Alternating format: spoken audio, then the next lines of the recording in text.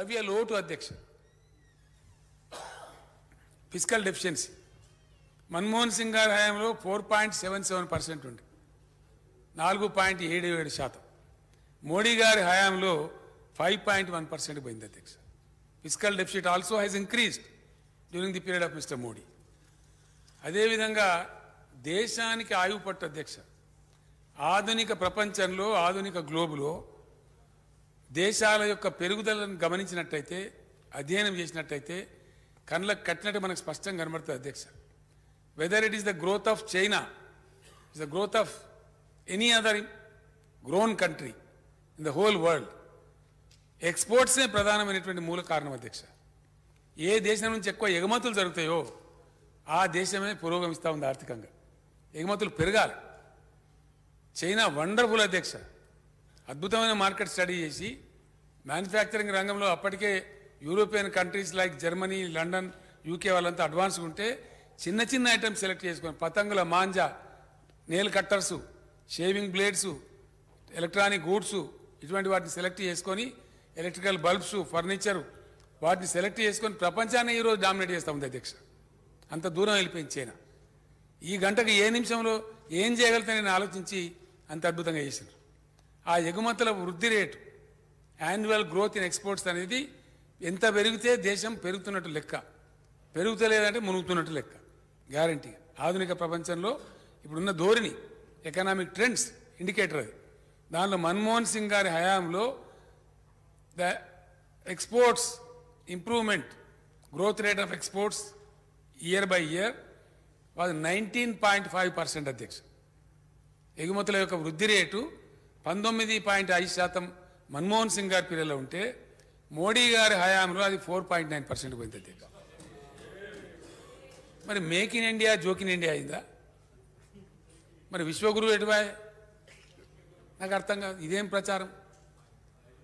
ఈ విశ్వగురువు అంటే, make in India అంటే ఎందో అయిపోతుందంటే, ప్రళయం బద్దలవుతుందంటే, ఇవన్నీ హార్డ్ ఫ్యాక్ట్స్ అధ్యక్ష. ఇలా ఒక్క మాట అబద్ధం ఉన్న నేను రిజైన్ చేసేస్తా అధ్యక్ష. I stand for it because all these are audited figures. మేము క్రాస్ చెక్ చేసుకున్నాం. ఇవి these are all controller and auditor general of India గారు తేల్చినటువంటి ఆడిటెడ్ లెక్కలు ఇవన్నీ. గవర్నమెంట్ ఆఫ్ ఇండియా పార్లమెంట్కి ఇచ్చే లెక్కలు ఇవన్నీ. In each and every aspect the worst performing government is mister Modi's government. And whom is blaming today? అధ్యక్ష చాలా బాధ. ఎగుమతులు పెంచకుండా దేశం అభివృద్ధి కావడం అనేది అర్థం లేని ముచ్చట అధ్యక్ష. అసలు దేశ అభివృద్ధి గురించి మాట్లాడే హక్కు లేదు ఇవాళ మోడీ గారి గవర్నమెంట్. ఇంకా బాధాకరం, ఇంకా చాలా చాలా ఉంది. ఇండస్ట్రియల్ గ్రోత్ రేట్ అధ్యక్ష, పారిశ్రామిక వృద్ధి రేటు మన్మోహన్ సింగ్ గారి పీరియడ్లో వార్షిక వృద్ధి rate, annual industrial growth rate was 5.87%. Modi గారి హయాంలో అది 3.2% అధ్యక్ష. మరి ఎక్కడ పెరిగినట్టు అండి? ఉపన్యాసాలు పెరిగినట్ట? దేనిలో పెరిగినట్టు? అదాని ఆస్తులు పెరిగినట్ట? ఎక్కడ పెరిగినట్టు? ఏ సెక్టర్లో, ఏ ఆస్పెక్ట్లో అధ్యక్ష? డాలర్కు రూపాయికి పోలిక. మోడీ గారు గట్టిగా అన్నారు, పాకిస్తాన్ का रुपया नहीं गिरता, नेपाल का नहीं गिरता, बांग्लादेश का नहीं गिरता, क्यों भारत का ही गिरता है?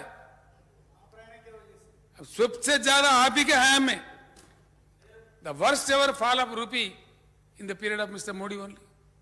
Whole world knows it. ఇది కూడా నేను చెప్పేది కాదు అధ్యక్ష. అప్పుడు మోడీ గారు ఉన్నప్పుడు 58 రూపాయలు ఉండే, 58.6 రూపాయలు ఉండే. మన మన్మోహన్ సింగ్ గారు ఉన్నప్పుడు. మోడీ గారి హయాంలో ఇప్పుడు అది 82.6 రూపాయలు అధ్యక్ష. మరి ఎక్కడెక్కడి నుంచి ఎక్కడ పోయినట్టు అసలు రూపాయిగా ఉందా? 100 కూడా దాటిపోతూ ఉంటుంది. ఇంకా 24 రూపీస్ పడిపోయింది అధ్యక్ష, వారి పీరియడ్ వీరి పీరియడ్ కంపేర్ చేస్తే. ఇది ఎట్లుందంటే, మాకు నోరు ఉంది, గాయ చేస్తాం కాబట్టి, లొల్లు పెడతాం కాబట్టి, మేము ఎటు పడితే అడగోలు మాట్లాడతాం కాబట్టి, మందబలం ఉంది కాబట్టి, ఏదైనా సరే చేస్తాం కాబట్టి అని చాలా మాటలు మాట్లాడతారు. ఆ ఎకానమిస్ట్ ఆయన రాసిండు అధ్యక్ష, ఏం తేడా లేదు, దొందే బిల్కుల్ ఇద్దరు ముంచుతూనే ఉన్నారు. ఇండియాను కాంగ్రెస్ ముంచింది, ఆశించిన రీతిలో వాళ్ళు చేయలేదు. ఇక అంతకన్నా ఈయన ఇంకా ఘోరం ఉన్నది. అప్పుడు లైసెన్స్ రాజు ఉండే, ఇప్పుడు సైలెన్స్ రాజు ఉందని రాసిండు అధ్యక్ష. బిల్కుల్ కాంగ్రెస్ గవర్నమెంట్లో లైసెన్స్ రాజ్, ఈయన గవర్నమెంట్ ఏం మాట్లాడగా అన్నీ జరిగిపోతాయి. సైలెన్స్ రాజ్, ఏం మాట్లాడకుండానే అదాని దగ్గర అంబానీ దగ్గర లక్షల లక్షల కోట్లు, ఎన్పిఏల పేరు మీద 14 లక్షల కోట్లు మాఫీలు. దాంతో ఏం ఉరిగిందో ఏం జరిగిందో ఎవరైనా తెలియదు. 20 లక్షల కోట్లు ఎంఎస్ఎంఈలకు చేసినామని చెప్తే ఎవరికి ఇచ్చిండ్రో ఏం సంగతో భగవంతునికి ఎరక అధ్యక్ష, ఎవరికి తెలియదు. పారిశ్రామిక మంత్రులు కానీ ఇంకోటి కానీ ఏ సదస్సులు అడిగినా no answer, no data available. NDA Chidambaram గారు చెప్పారు పార్లమెంట్ మెంబర్లు మన పార్టీ బీఆర్ఎస్ పార్టీలు అడిగారు అధ్యక్ష, నో డేటా అవైలబుల్. ఏ విషయంలో కూడా కరోనాలో ఎంతమంది చచ్చిపోయినా నో డేటా అవైలబుల్. ఏది అడుగు ఇంపార్టెంట్, ఏది అడుగు ఎన్డీఏ, దట్ ఈజ్ ఎన్డీఏ. దీన్ని ఏమనాలా? దీనికి మళ్ళీ ఇంకా దీనికి ఈ చక్కదనానికి వచ్చి ఈ గొప్పతనానికి ఈ సాధించిన దానికి ఎంత అవమానకరమైన అంటే నిజంగా అధ్యక్ష చాలా బాధ అనిపిస్తుంది. ఇంత పెద్ద సువిశాల భారతదేశం యొక్క ఆర్థిక శాఖ మంత్రి వచ్చి కామారెడ్డికి పోయి ఒక రేషన్ షాప్ కనిలిచుండి ప్రధానమంత్రి ఫోటోలు కొట్లాడక ఆ డీలర్ గారితో కొట్లాడితే ఆ డీలర్తో పాపం ఎవడేం చేయాలి, పెట్టాలన్నా సావన్నా బతకన్నా డీలర్తో దేశ ఆర్థిక మంత్రి కొట్లాడతారా అధ్యక్ష? మీ దగ్గర కూడానా? అచ్చా వారికి అచ్చా మీ కాన్స్టిట్యున్సీని తమరి కాన్స్టిట్యున్సీని బాన్స్వాడలు వచ్చి రేషన్ షాప్ డీలర్ను దేశ ఆర్థిక మంత్రి వాడు ఎక్కడ కావాలి ఏం కథ పాపం. ఆడ సింధువులో బిందువు అంత మంచి పాపం డీలర్. నువ్వు పెడతావా బేసిరెన్ బిడ్డని పెట్టకపోతే నీ సంగతి చూస్తా. ఇదా ఏం సాధించిందని ఏం గొప్పతనం చేసిందని మోడీ గారు ఫోటో పెట్టుకోవాలి అధ్యక్ష? దేనికోసం పెట్టుకోవాలి? ఎంత అన్యాయం అంటే చాలా బాధ అనిపిస్తుంది అధ్యక్ష. చాలా అంటే చాలా. మెడికల్ కాలేజీలు మేము అడిగితే ఇయ్యలే. ఆమె గిరిజన మంత్రి గారు సత్యవతి రాథోడ్ గారు 4 మాటలు 6 మాటలు పోయొచ్చింది. 300 ఎకరాల జాగా ఆ జాకారం కన్నా నేను ఇచ్చింది ములుక్కాడ హ్యాండ్ ఓవర్ చేసి 5 ఏళ్ళు అయిపోయింది ఇవాళకి. తిరిగిండ్రు. బాధ కలిగితే ఏంటంటే దయచేసి నేను వేరే ఉద్దేశంతో చెప్తలేను సార్, దయచేసి బాధ ఎక్కడ కలుగుతుంది? జాగా ఇచ్చిండ్రు, అది రాజేందర్ గారు కూడా తెలుసు. అన్ని ఇచ్చిండ్రు, అయిపోయింది. పార్లమెంట్లో క్వశ్చన్ అడుగుతారు మన మెంబర్లు. అక్కడ మహిబాద్ ఎంపీ గారిని కొంతమంది ఏమైంది బీవీ పాటిల్ గారు అంత అడిగి క్వశ్చన్స్ అడిగారు. ఏమైంది మా ట్రైబల్ యూనివర్సిటీ మాకు చట్టం ప్రకారం రావాలి అని అంటే మీ రాష్ట్ర ప్రభుత్వం సమాచారం ఇవ్వాలి. ఇంతగానో అధ్వానం ఉంటుంది అధ్యక్ష. అబద్ధం అని అంటేనేమో మీరు ఇప్పుడు రికార్డులు తీసేస్తారు. ఇంత సత్యదూరంగా ప్రవర్తించవచ్చునా, మాట్లాడచ్చునా? ఇంత ఇంత ఇంత అన్యాయం ఉంటుందా? మెడికల్ కాలేజ్ ఇవ్వకపోతే ఆ పుణ్యం మీకే దక్కని రికార్డు ఉండిపోతారు మీరు. ఒక్క మెడికల్ కాలేజ్ నేను ఇవాళ చెప్తున్నా అధ్యక్ష, ఒక్క మెడికల్ కాలేజ్ ఏమంటారు రేపు మేము చెప్పమా? మాకు నోరు లేదా? మాకు మైకులు లేవా? ఒక్క మెడికల్ కాలేజ్ ఇవ్వాలని నువ్వు గర్వంగా అనుకుంటుండొచ్చు. ఒక్క medical college ఇయ్యని Bharatiya Janata party ప్రభుత్వానికి ఒక్క ఓటు ఎందుకు వేయాలి తెలంగాణలో? మేము అడగమా అధ్యక్ష? ఎందుకు వేయాలి ఒక్కొక్క ఓటు? ఏ కారణం చేత వేయాలి అని మాట వస్తుంది కదా అధ్యక్ష? ప్రజలు అడుగుతారు కదా రేపు. ఎందుకు అడగారండి? భారతదేశానికి కంట్రిబ్యూట్ చేస్తాం మేము. భారతదేశానికి కంట్రిబ్యూషన్ అధ్యక్ష చక్కెరచ్చి పడిపెట్టేట్టు కంట్రిబ్యూట్ చేస్తున్నాం మనం ఉన్నదేమో 3% దేశంలో మన జనాభా, కానీ మనం కంట్రిబ్యూట్ చేసేది 4.9% భారత GDP. We're one of the feeding state in the country.